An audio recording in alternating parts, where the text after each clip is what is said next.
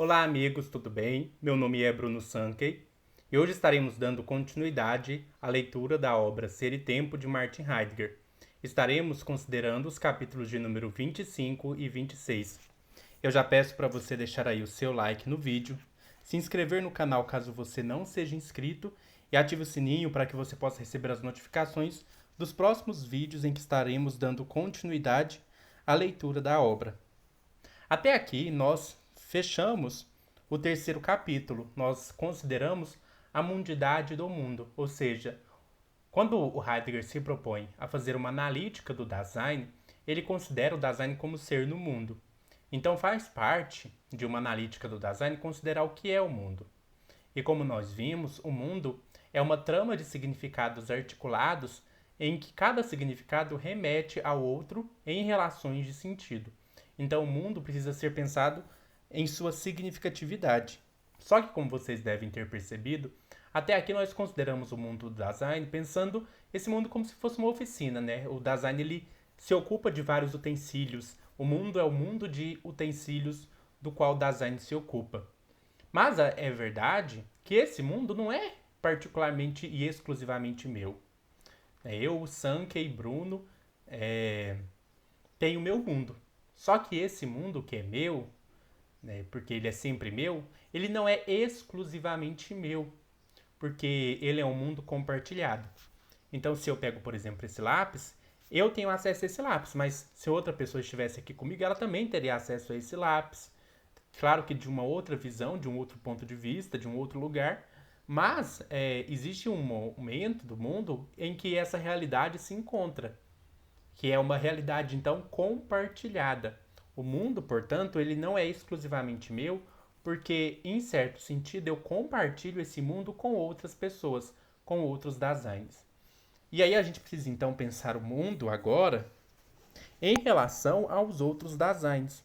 E é isso que vai se ocupar o quarto capítulo, o qual nós damos origem à sua leitura hoje. E aí o Heidegger diz assim: de pronto, e no mais das vezes, o Dasein é tomado por seu mundo. Esse modo de ser da absorção do mundo, e por conseguinte o ser em geral, no qual se funda esse modo de ser, determinam essencialmente o fenômeno que agora examinamos. Perguntamos quem é o Dasein na cotidianidade. Se nós consideramos o mundo, mas nós precisamos fazer a pergunta de quem somos nós. Quem somos nós? Note que a pergunta não é o que somos nós, mas quem. Porque não somos uma coisa, somos um quem. E aí, quando nós fazemos a pergunta por quem somos nós precisamos considerar aquilo que nós somos na maior parte das vezes. Quem nós somos na maior parte das vezes? Quem nós somos na vida cotidiana, no dia a dia, nas tarefas do dia a dia? Então, essa pergunta que se coloca o quarto capítulo. E aí o Heidegger diz: todas as estruturas do ser do Dasein, e assim também o fenômeno que responde a essa pergunta pelo quem, são modos do seu ser. Sua caracterização ontológica é um existencial. Aqui novamente eu relembro vocês da diferença entre existencial e categorial. Existencial é aquilo que diz respeito a um modo de ser do Dasein. Categorial é aquilo que diz respeito ao modo de ser dos utensílios. Nós consideramos vários categoriais até aqui. Consideramos que os instrumentos, né, eles têm uma manualidade. Nós consideramos que os instrumentos possuem uma certa espacialidade.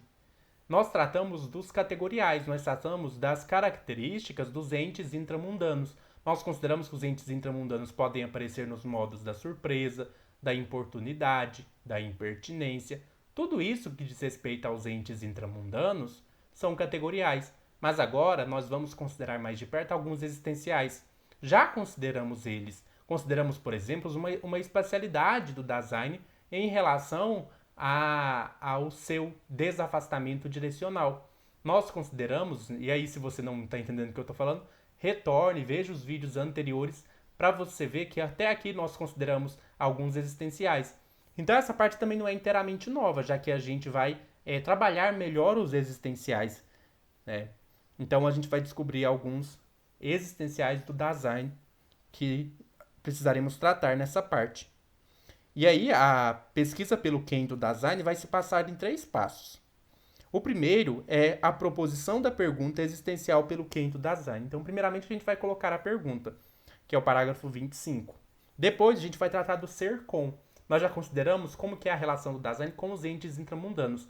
Agora nós vamos a gente vai trabalhar qual é a relação do Dasein com outros Daseins, que é o parágrafo 26. E no parágrafo 27, o Heidegger vai tratar do ser si mesmo e o agente, que isso não vamos tratar hoje, só no próximo vídeo, que a gente vai se ocupar do parágrafo 27. Então, nesse vídeo a gente vai fazer só o parágrafo 26, 25 e 26, ou seja, vamos colocar a pergunta e vamos tratar do ser com.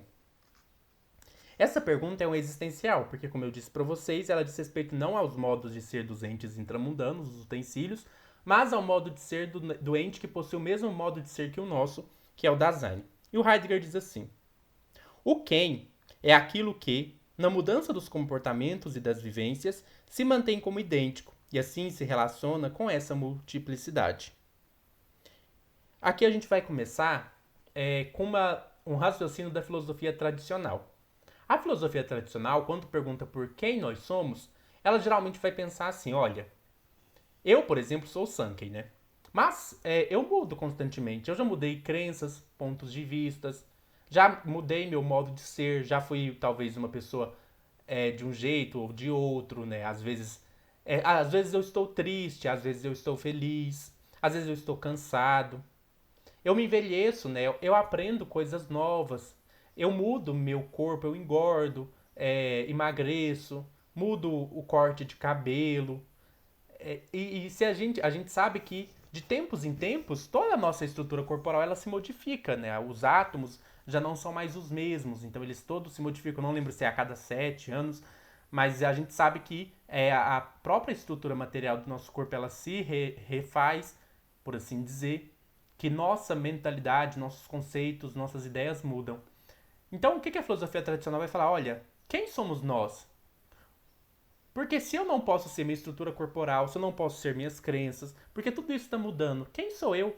O que faz eu poder olhar para uma foto de quando eu era criança e dizer assim, olha, esse aqui da foto é o mesmo que eu? Como assim é o mesmo se ele tem uma criança que tem um modo de ser muito diferente de mim, que agora sou um adulto? Como que eu posso dizer que aquela criança é a mesma pessoa que eu?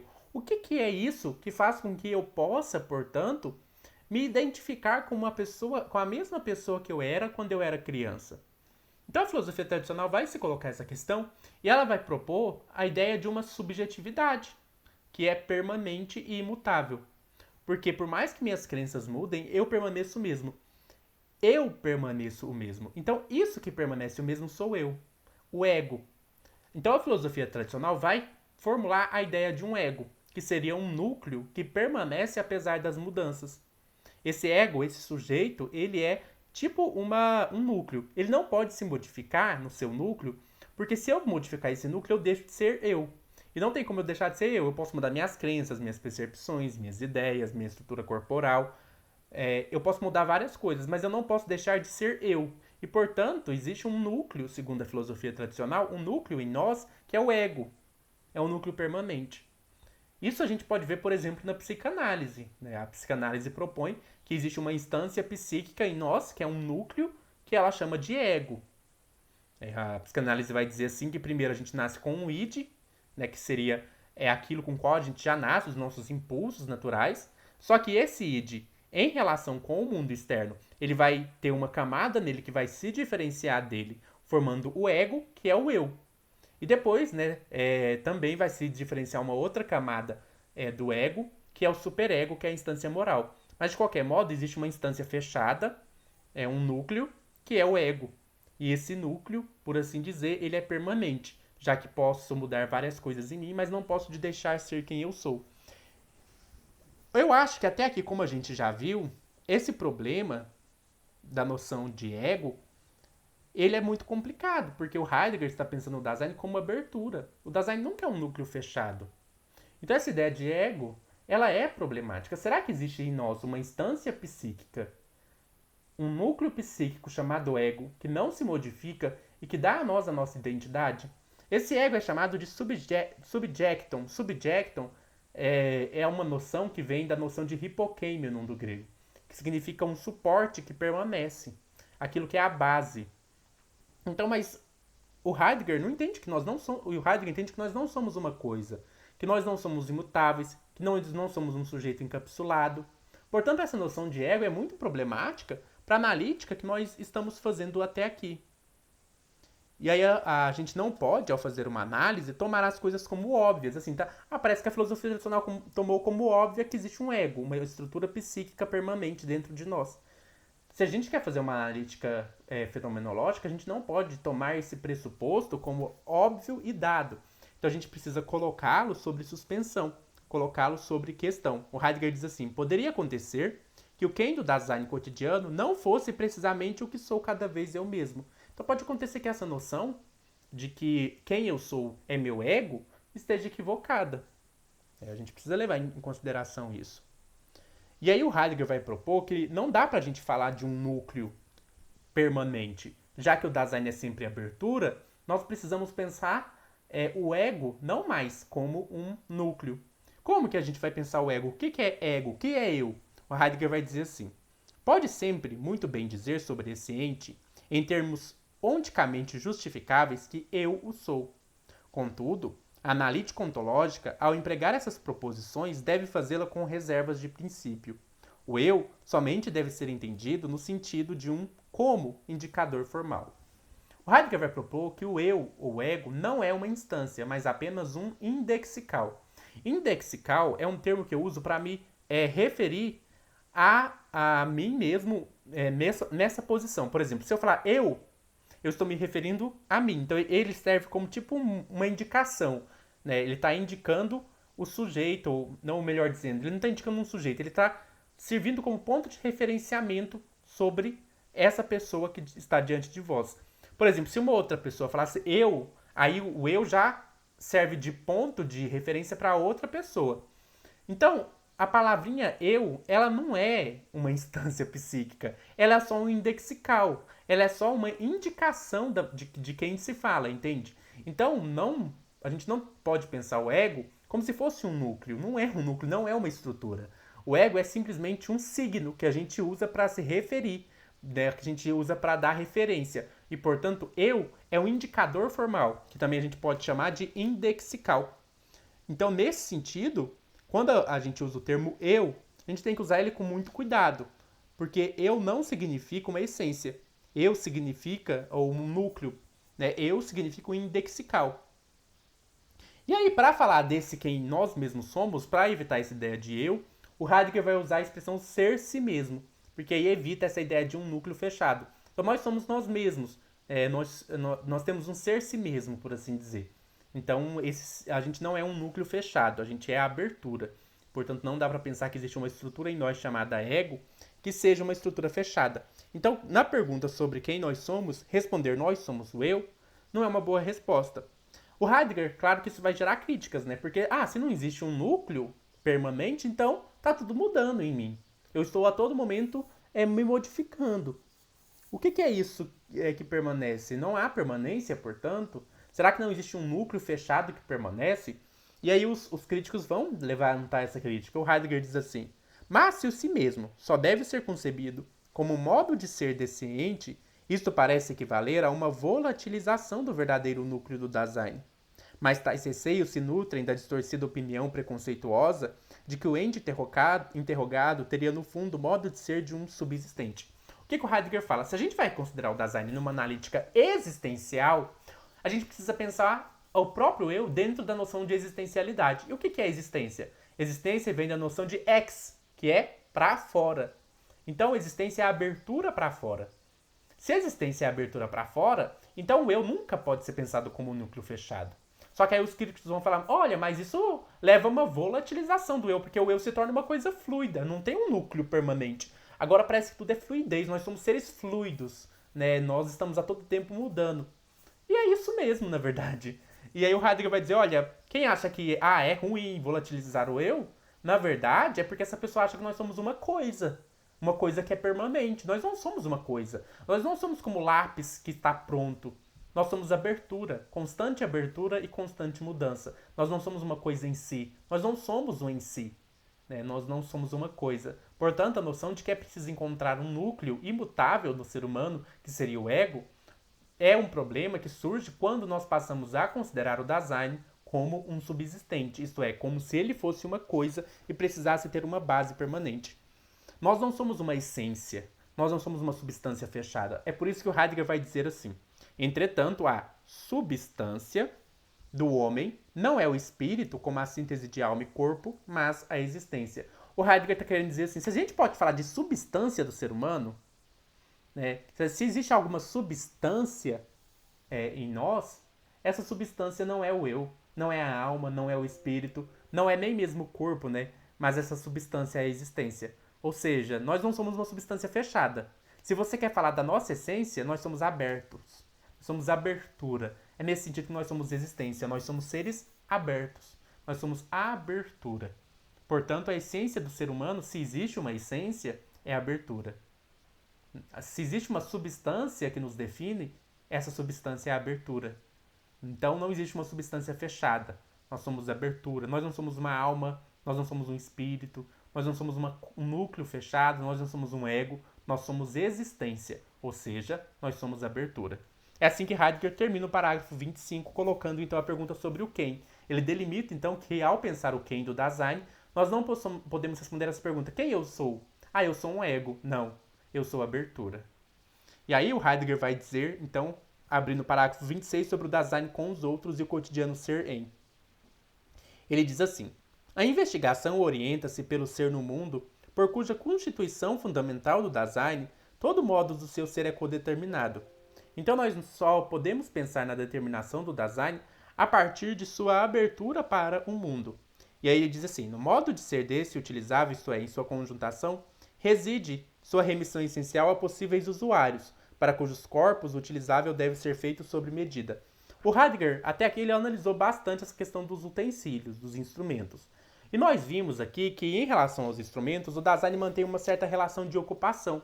Ele se ocupa com os instrumentos. Agora que a gente vai falar do Dasein, a gente precisa pensar em outro termo para além da noção de ocupação. Né? Porque o Dasein não é um instrumento, não é uma coisa. É claro que eu posso, de maneira bem chatinha, né, tratar as pessoas como coisas, instrumentalizá-las, usá-las como meio. Mas a essência das outras pessoas não é isso. Elas não podem ser reduzidas a um isso, a uma coisa. Né? As outras pessoas são entes que têm o mesmo modo de ser do que eu. Então eu não posso simplesmente ocupar delas como eu me ocupo do lápis, da caneta, do celular. Então eu preciso pensar em um outro tipo de relação que se dá na minha relação com os outros.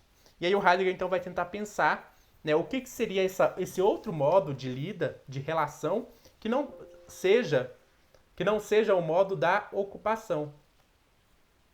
E aí o Heidegger vai dizer que o mundo do Dasein é mundo com. O ser em é ser com os outros. Então o que o Dasein quer dizer? Nós vivemos num mundo compartilhado. Nós moramos no mundo compartilhado. Já vimos que ser em significa habitar mundo. Mas nós não habitamos esse mundo solitariamente.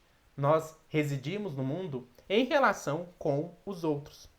E aí ele diz assim: o Dasein encontra de imediato a si mesmo no que faz, naquilo de que necessita, no que espera e evita, no utilizável do mundo ambiente do qual de pronto se ocupa. O mesmo Dasein se refere expressamente a si mesmo como eu aqui. A determinação local da pessoa deve então ser entendida a partir da especialidade existencial do Dasein. Aqui vai ter uma questão importante. Nós vimos que os instrumentos eles possuem uma certa espacialidade, ou seja, eles têm um lugar próprio. Por exemplo, o lugar de um livro é na estante de livros e não na geladeira. O Dasein também, em sua relação com outros Daseins, ele abre uma certa espacialidade. E aí um pensador chamado Humboldt, ele se referiu a línguas que exprimem o eu pelo aqui, o tu pelo ali e o ele pelo lá. Vamos entender isso daqui. Um pesquisador, então, de nome difícil, né, o Humboldt, ele percebeu que as línguas, ao se referirem aos pronomes pessoais, elas usam advérbios de lugar, ou que os advérbios de lugar mantêm relações com os pronomes pessoais. Quando nós estudamos os pronomes, nós sabemos que existem três tipos de pronomes. Existem os pronomes de primeira pessoa, de segunda pessoa e de terceira pessoa. O de primeira pessoa se refere a mim mesmo, ao eu.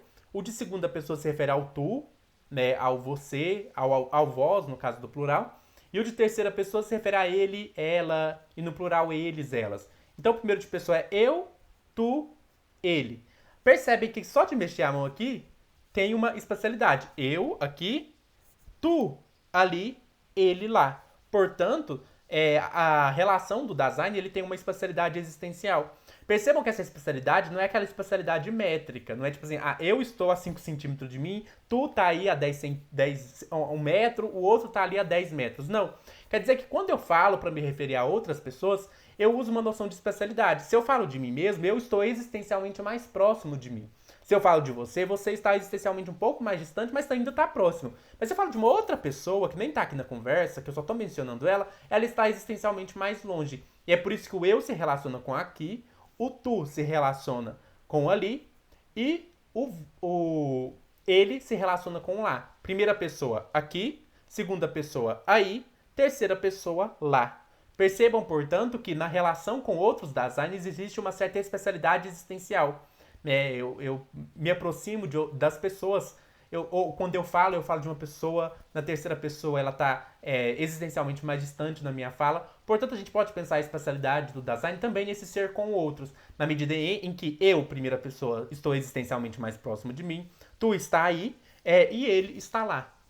Então, pelo próprio uso dos pronomes pessoais, na medida em que eles se relacionam com advérbios de lugar, nós percebemos que o design guarda uma certa espacialidade no seu ser com os outros. Vamos pensar um pouco mais sobre o ser com. O que significa ser com? Ser com não significa estar relacionado com outras pessoas. Pode parecer que seja isso, mas isso é uma expressão concreta dentro do nosso ser com. O ser com é um existencial. Isso significa que ele faz parte de nossa essência, de nosso modo de ser. Portanto, nós somos ser com a todo momento. Nós não deixamos de ser com porque estamos sozinhos. Nós somos ser com sempre. Nós somos essencialmente seres de convivência. Nós essencialmente habitamos um mundo compartilhado. Portanto, de verdade, nós nunca somos isolados. Nós nunca somos uma ilha isolada. Mesmo que, por exemplo, eu esteja no meu quarto, sozinho, sem ninguém aqui, eu continuo sendo ser com. Eu continuo sendo um ser de convivência. O outro continua me constituindo no meu modo de ser, no meu modo de pensar, no meu modo de agir. Eu continuo vivendo num mundo compartilhado. Mesmo quando eu estou sozinho, isso é uma modalidade de ser com, porque eu não poderia dizer que eu estou sozinho se eu não fosse um ser de convivência. Por exemplo, eu não digo, quando eu vejo uma pedra no meio do nada, eu falo assim, nossa, coitada da pedra, tá sozinha. Olha, aquela pedra está sozinha. A não ser que eu use o termo sozinha metaforicamente, eu não digo que uma pedra está sozinha, porque simplesmente ela não é um ser de convivência. Não faz sentido dizer que uma pedra está sozinha porque ela não é ser com, ela não tem esse modo de ser. Então só pode ser sozinho aquilo que é ser com. Portanto, o Heidegger vai dizer assim que o Dasein, como ser com, deixa que o Dasein dos outros venha de encontro no seu mundo.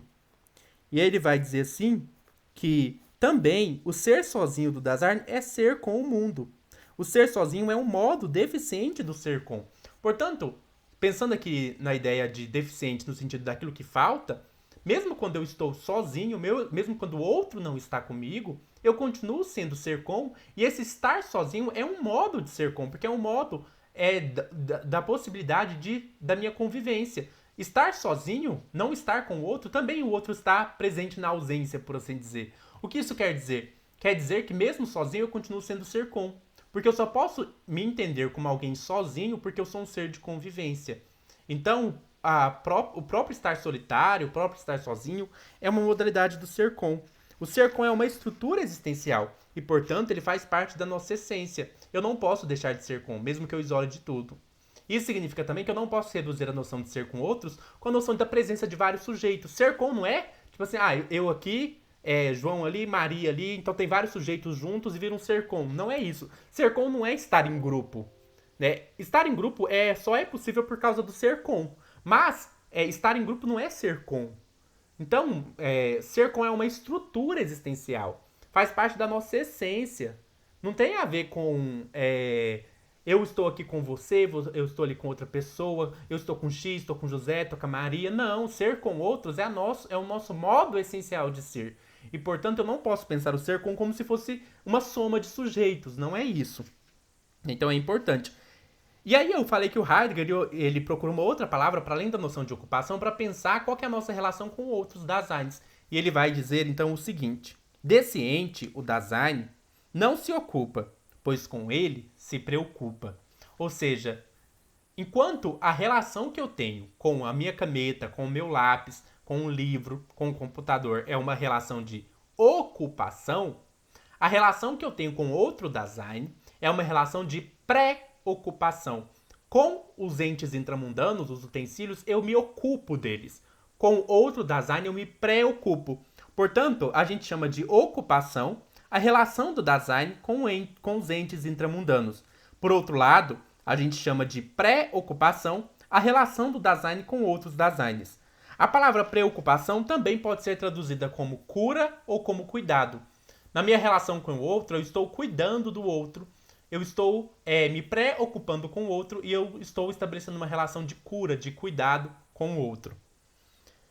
O Heidegger vai dizer que mesmo quando eu estou despreocupado com o outro, quando eu estou descuidado com o outro, quando eu sou negligente com o outro, isso também é um modo de preocupação. Por exemplo, assim como o fato de eu estar sozinho é um modo deficiente do ser com, o fato de eu estar negligente em relação ao outro é um modo deficiente da preocupação. Então eu estou me preocupando mesmo quando eu sou negligente com o outro. Eu estou no modo de ser cuidado mesmo quando eu não cuido do outro, quando eu negligencio.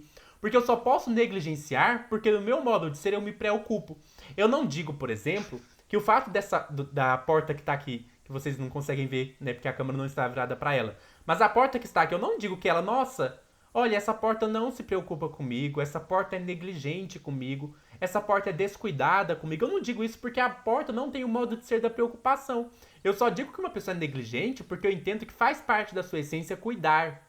Portanto, a própria negligência, ela é um modo deficiente da preocupação. A própria indiferença em relação ao outro é um modo da preocupação. O Heidegger vai distinguir dois tipos de preocupação. Uma ele chama de preocupação substitutiva e a outra ele chama de preocupação antecipativa ou antecipadora. A preocupação substitutiva é aquela que o design se incumbe pelo outro daquilo de que este deve se ocupar. E a preocupação antecipativa é quando o design ajuda o outro a se tornar livre e transparente para si mesmo. Vou explicar. O que é preocupação substitutiva? Preocupação substitutiva é quando eu, na relação com o outro, eu faço pelo outro aquilo que cabe ao outro fazer.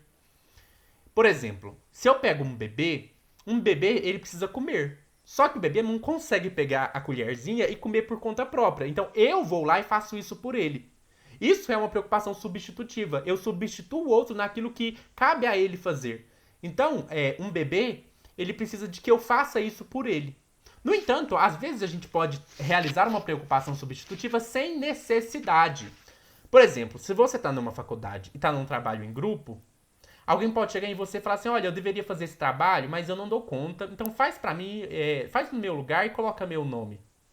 Perceba aí que nesse caso, eu fui lá, fiz um trabalho pela pessoa que ela deveria fazer, eu fiz por ela. Só que não é igual o caso do bebê, porque o bebê ele não consegue fazer por ele. Nesse caso, a pessoa consegue. A pessoa conseguiria fazer o trabalho por conta própria, mas ela acaba pedindo que eu faça no lugar dela.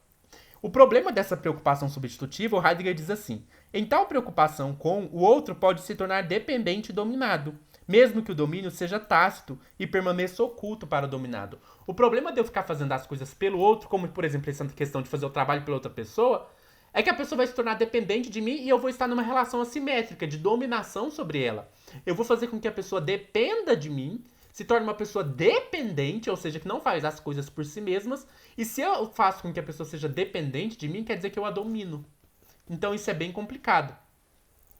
Mas existe um outro tipo de preocupação, que é a preocupação antecipativa, que é ajudar o outro a se tornar livre e transparente, que é dar condições para o outro fazer por si mesmo. Então é só ajudá-lo, por assim dizer, e fornecer a ele as condições, as ferramentas para que ele faça por si mesmo. Nós podemos pensar na clínica psicológica, né, na psicologia. Quando, por exemplo, eu vou na terapia, minha paciente não fala para mim o que eu tenho que fazer. Ela não chega e fala assim, olha, Bruno, você deveria fazer essa e essa escolha, você deveria seguir esse e esse caminho. Ela não diz isso. Ela fornece condições ali, através das técnicas terapêuticas, de que eu, Sankey, consiga tomar decisões por conta própria. Ela consegue, por exemplo, dizer assim pra mim, olha, se você tomar essa decisão vai ter essas e essas consequências, se você tomar essa vai ter essas e essas consequências. Ela me ajuda a me autoconhecer, né, para eu poder entender, olha, o que faz mais sentido para mim, o que não faz. Ela me ajuda a elaborar as questões, mas as escolhas que eu faço da vida, sou eu que faço. Então, esse tipo de cuidado em que a pessoa fornece as ferramentas e as condições de possibilidade para que a gente realize por nós mesmos aquilo que cabe a nós realizar, esse é o caso da preocupação antecipativa, porque eu me anteponho, eu me coloco ao lado da pessoa para fornecer a ela condições para que ela faça por si mesma aquilo que lhe cabe fazer. Isso não significa que a preocupação substitutiva é sempre ruim. Existem casos que realmente a preocupação substitutiva pode ser necessária. É o caso de dar papinha pro bebê, que eu dei de exemplo, e também é o caso, por exemplo, de uma pessoa que está internada no hospital, que não consegue se mexer, que você tem que dar banho nela. Ou uma pessoa idosa que perdeu os movimentos do corpo e que você ajuda ela a tomar um banho. Ou por aí vai, né? Os cuidados com os idosos são exemplo. Ou cuidados no hospital também, né? São exemplos de preocupação substitutiva. Mas tem que tomar muito cuidado, porque, por exemplo, se um psicólogo na clínica trabalhar com preocupação substitutiva, ele vai estar só contribuindo para tornar o outro dependente e dominado. Porque imagina um psicólogo sempre direcionando, sendo diretivo e dizendo ao outro o que ele deve fazer. Isso tira a autonomia do outro. Então, se a gente for pensar até no âmbito da psicologia, faz muito mais sentido o espaço clínico servir de um espaço de uma preocupação antecipativa que liberta o outro para suas possibilidades de ser, ao invés de uma preocupação substitutiva, em que é retirada a autonomia do outro, em que eu torno o outro dependente a mim e passo a fazer pelo outro aquilo que ele deve fazer. É como uma pessoa que está tentando se conhecer, eu digo para ela, você é isso, isso e isso. Não, a pessoa que tem que chegar por conta própria a um autoconhecimento de si, ao entendimento de si mesma, ela que precisa construir o seu sentido de vida, né? Não é você que tem que chegar lá e dar um sentido pronto para ela. Então a gente tem que tomar muito cuidado, porque às vezes na nossa relação com o outro, a gente faz pelo outro aquilo que cabe ao outro fazer. E ao agir assim, nós tornamos o outro dependente e dominado. A preocupação, né, como existencial, ela faz parte da nossa estrutura essencial de ser. Quer dizer que, simplesmente pelo fato de nós sermos design, nós estamos sempre preocupados. Nós estamos sempre em relações de cuidado e por aí vai. Mas, toda vez que a gente pensa em existencial, a gente sabe que ele se manifesta concretamente na realidade. Todo existencial, ele se manifesta como um existenciário. Por que é um existenciário? Um existenciário é uma manifestação concreta de um existencial. Então, concretamente, a preocupação ela se manifesta em atitudes concretas em relação ao outro. O Heidegger cita 3 atitudes concretas em relação ao outro. Ele só cita, ele não aprofunda elas, já que sua intenção no Inserir Tempo é fazer uma analítica existencial do Dasein. Então ele está preocupado com as estruturas existenciais e não com o existenciário. Ou seja, ele está preocupado com o domínio ontológico, aquilo que nós essencialmente somos, e não com o domínio ôntico, ou seja, aquilo que nós somos concretamente. Então ele acaba meio que só citando. Ele cita o respeito, que em algumas traduções aparece como consideração. Então, quando eu respeito o outro, eu estou me preocupando com ele, é uma maneira que essa preocupação pode se manifestar. E o respeito é a maneira de ver que leva em conta a diferença e a importância de tudo com que se lida.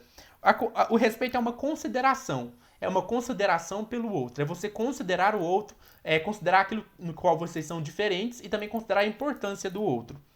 O outro é a indulgência. A indulgência consiste no empenho de correr atrás, aceitando os limites e as características diferenciais. A indulgência é uma espécie de tolerância. É você saber tolerar o outro, saber respeitar essa diferença. Então, tolerância e respeito estão conectados.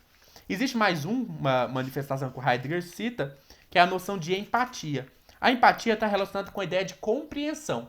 É uma convivência compreensiva. É quando eu consigo compreender o outro, compreender o que o outro sente, compreender o que o outro pensa. Essa relação compreensiva com o outro é a empatia. O Heidegger não aprofunda essas questões, porque Ser e Tempo não é um livro de psicologia, por exemplo. Talvez num livro de psicologia fosse interessante aprofundar essas questões, trabalhar a noção do respeito, né, da tolerância, da consideração, da indulgência e da empatia. Então, se a gente fosse fazer um trabalho sobre a empatia, por exemplo, a gente precisaria pensar a empatia em relação com a noção de compreensão. Como que a empatia se dá numa relação de compreensibilidade? Nós também precisaríamos pensar, por exemplo, por que a gente precisa de empatia? Se a gente precisa de empatia, é porque existe, dado, uma certa dificuldade da gente compreender o outro. Porque se a todo momento a gente compreendesse o outro, não precisaria de empatia. A gente precisa da empatia porque, na maioria das vezes, a gente não compreende o que o outro está sentindo, a gente não consegue se colocar, por assim dizer, no lugar do outro. Então a empatia, ela precisa ser pensada em relação com isso também. Ah, o que faz com que o outro seja tão inacessível a mim? Por que é tão difícil olhar o outro a partir do ponto de vista dele mesmo? Por que é tão difícil eu compreender o outro? Então, o Heidegger só coloca assim, algumas questões, mas ele não vai analisar isso nesse livro, porque Ser e Tempo não é uma obra de psicologia, não é uma obra para analisar a situação concreta do Dasein, mas sim para tratar dos seus existenciais. É assim que ele termina o parágrafo de número 25. 25 mesmo, ou na verdade, né, eu acho que eu acabei trocando, né? Na verdade, ele termina o parágrafo de número 26, né? Então a gente analisou o parágrafo 25 e 26. No parágrafo 25 a gente perguntou quem é o Dasein e nós descobrimos que o Dasein não é um ego, um núcleo fechado, mas que ele é a existência.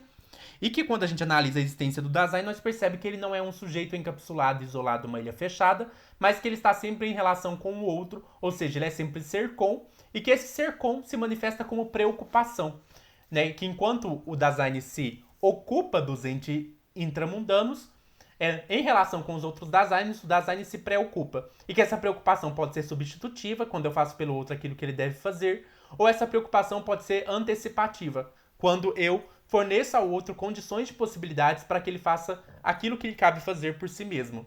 E nós vimos, por fim, que a preocupação se manifesta concretamente nas formas do respeito, da indulgência e da empatia. E no parágrafo 27 a gente vai fechar o capítulo e no próximo vídeo já começar o parágrafo 28, que é o próximo capítulo. Esse capítulo é bem pequeno, né? E a gente fecha esse capítulo já no próximo vídeo. Então, o parágrafo 27 sobre o agente, a gente vai... O parágrafo sobre o agente a gente vai ver no próximo vídeo. Eu agradeço a todos que acompanharam esse vídeo. Espero que vocês estejam gostando e que esteja auxiliando vocês na leitura de Ser e Tempo. Repito novamente para deixarem um like, se inscreverem no canal, compartilharem o vídeo e deixarem aí o seu comentário. Até mais.